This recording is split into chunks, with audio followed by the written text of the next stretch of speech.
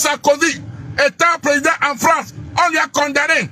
Au Togo, ce n'est pas possible. Sinon, si c'était le cas, Foya Sigbe, Yak Dalemana et tous ces consorts devaient être déjà, leur place est dans la prison civile de Lomé. Oh, vous partirez. Parti. Oh, Mila composé 20 parties à la mi-temps. Foya Sigbe, je pars.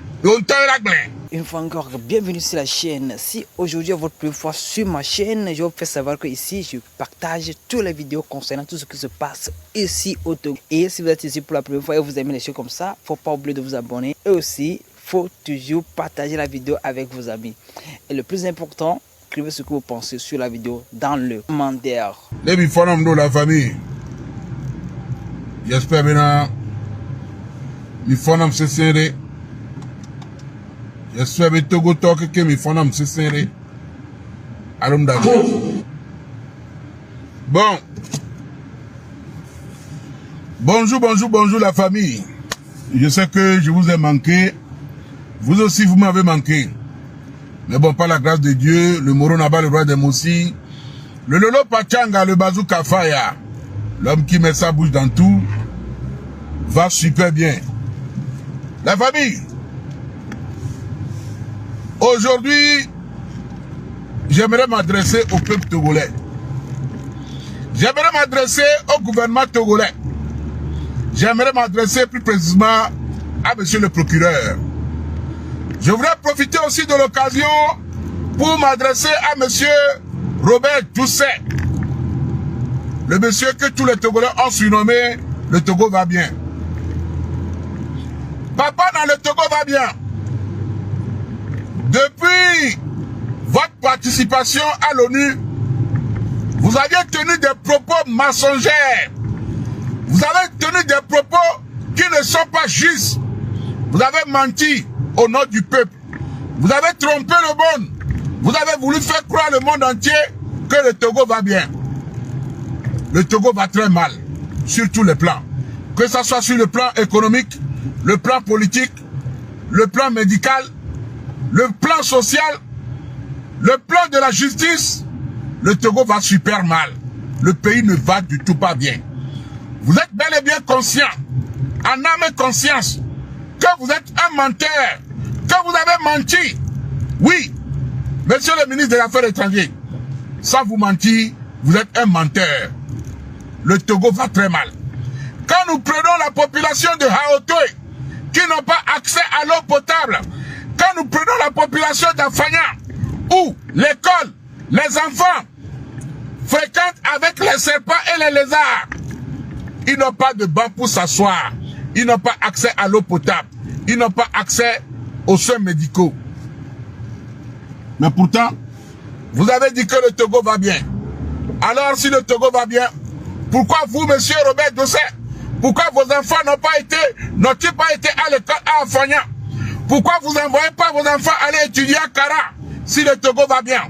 Vous, tous ces ministres, députés, hommes politiques, vous avez tous envoyé vos enfants à l'étranger afin qu'ils puissent avoir des meilleures conditions de vie, étudier et avoir de gros diplômes.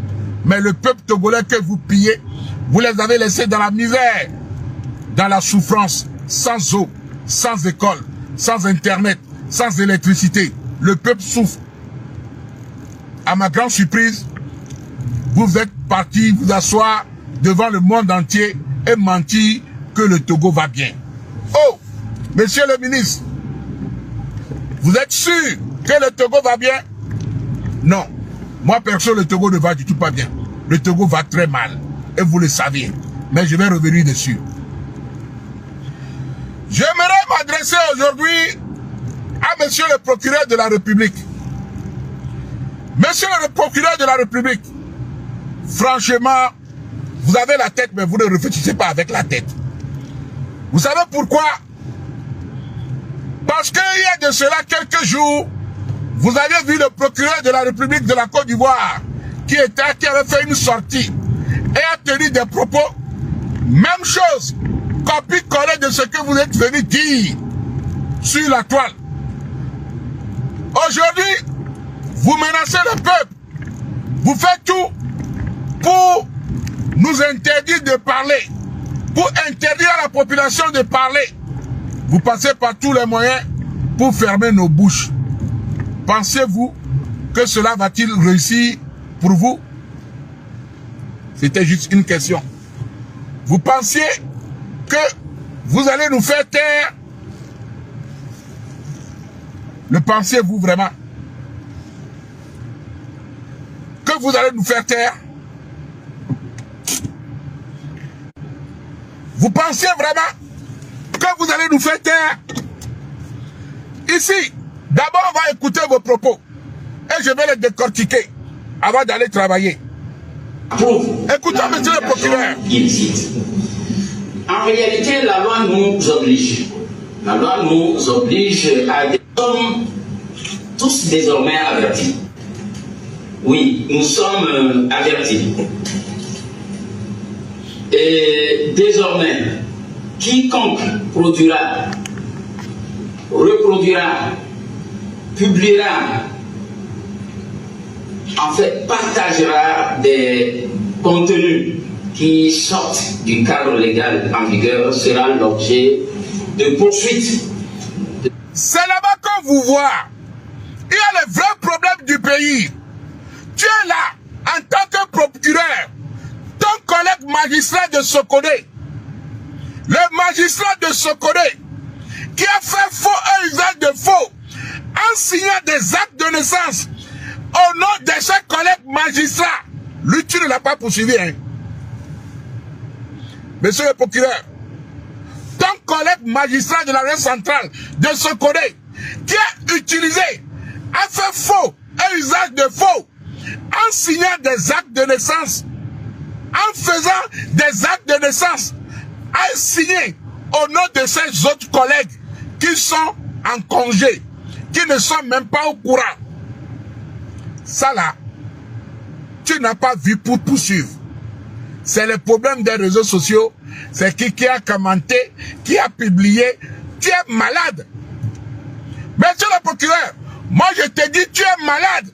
Vous pensez parce que on vous a donné des titres en tant que procureur, c'est fini. La loi, le pays ne vous appartient pas.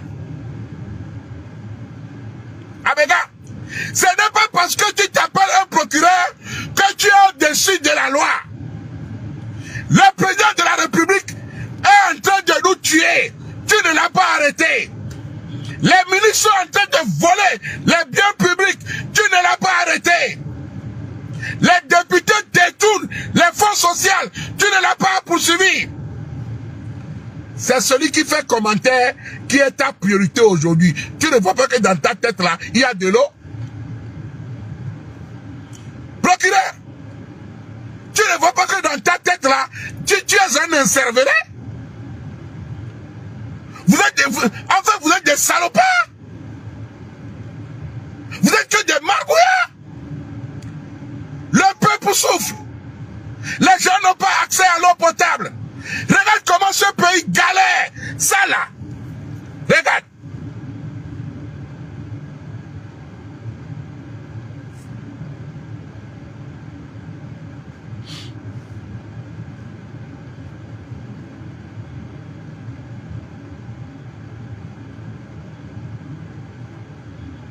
Ici, à Labavi, petit village situé dans le canton.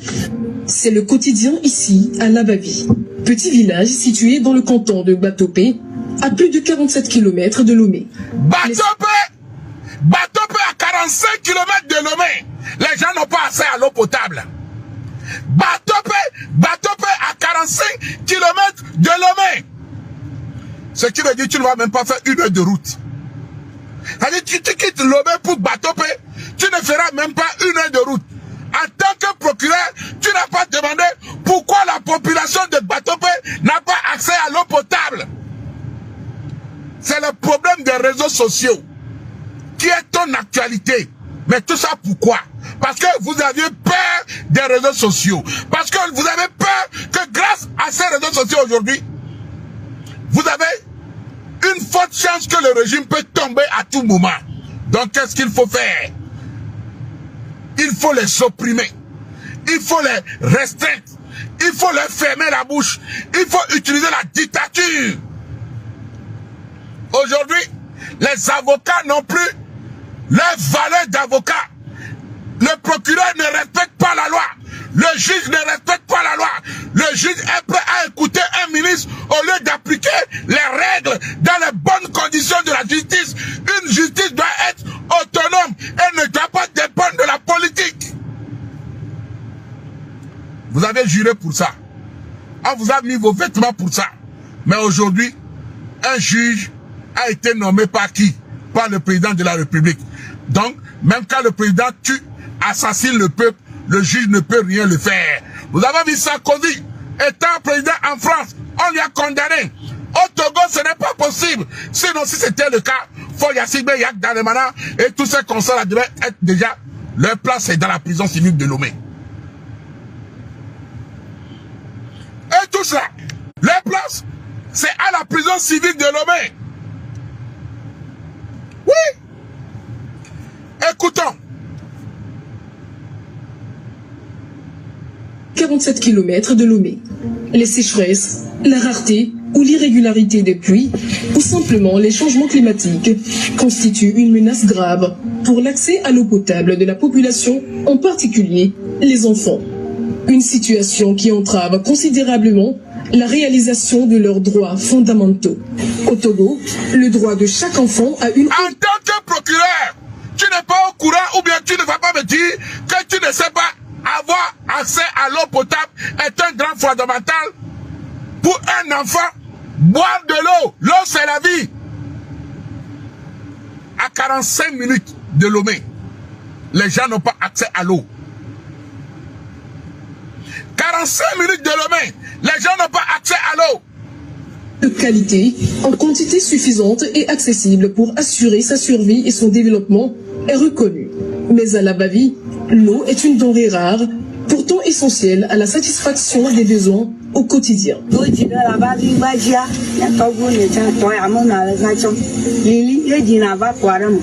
l'eau que les villageois boivent. Regardez-le.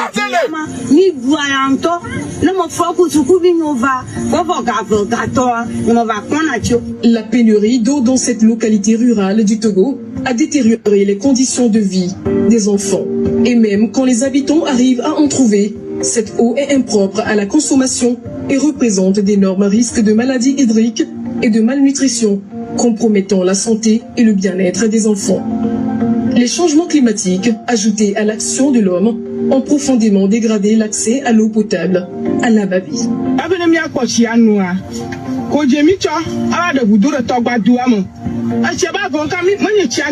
moment, toi le soi-disant procureur, tu n'as jamais réfléchi à comment dire qu'est-ce que je peux faire pour le peuple.